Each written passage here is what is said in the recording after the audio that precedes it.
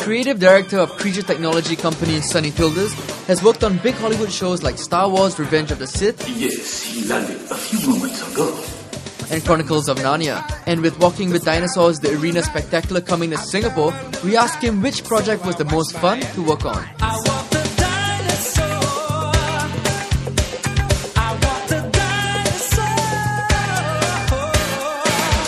Working on like Revenge of the Sith and all these other great Hollywood movies. What was the experience like working on those Hollywood movies?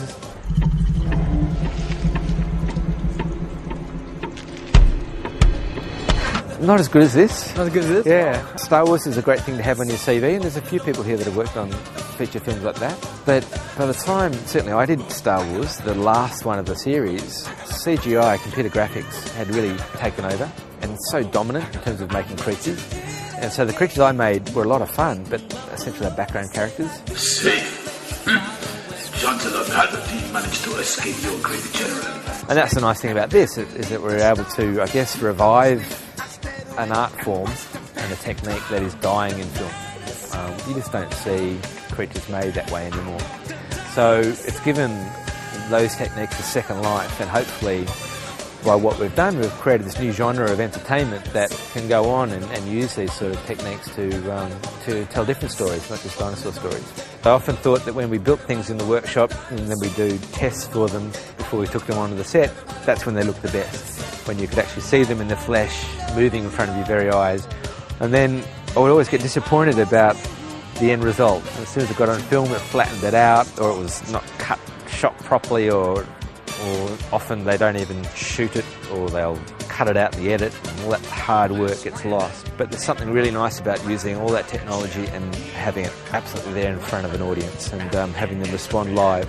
And that's, you know, everything we do is live. So it's all live reaction, so that when our creatures reach into the crowd, and if there's a response or there's a call out in the crowd, you can actually respond directly to what's happening. None of it's pre-programmed, and that's that real live element that I think maximises what animatronics can do. In film, do you think, puppetry like this is dead though? Well, the special effects like this are dead? There will always be directors that like doing physical effects. That will always be the case, that you'll have a director that really wants to do it physically in camera. But as an industry, its heyday has passed. It definitely has passed, and now it's one of those points when you move past this critical mass where it's enough to support enough people and to train enough people, that moment's gone. So now we actually find it difficult to get people with this right sort of experience that we need.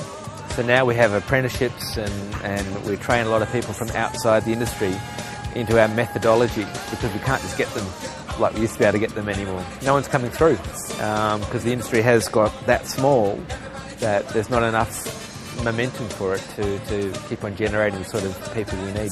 The dip in talent for the craft may be apparent, but it hasn't stopped Sonny and his team from the Creature Technology Company in taking on similar arena projects.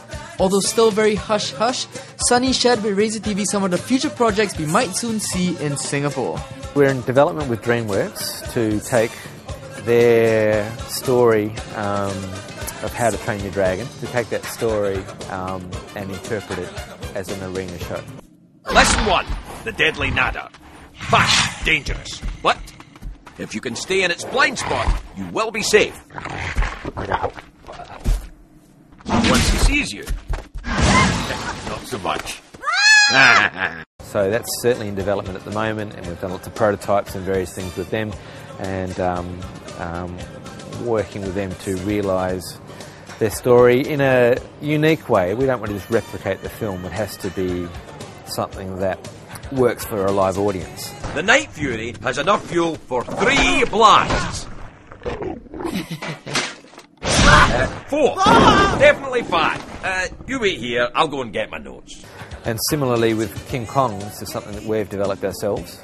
The mistake for us would be to take, for instance, the Peter Jackson film and try and replicate it on stage, because that's not really making the most of the live medium, and also creates this rod for your back that people expect Hollywood special effects each night.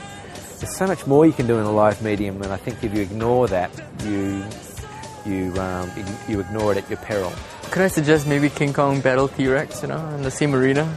It might work. It might work, right? Once only. One night only. Yeah. We'll see how it goes. Well, I mean, they're the sort of things that we've got to solve. The dinosaur show, the one that's coming in Singapore, has more interaction than the first show that we developed. So there's the battles between the two pterosaurs. They actually do lock horns, and there's moments where they eat things, and there's more physical interaction happening.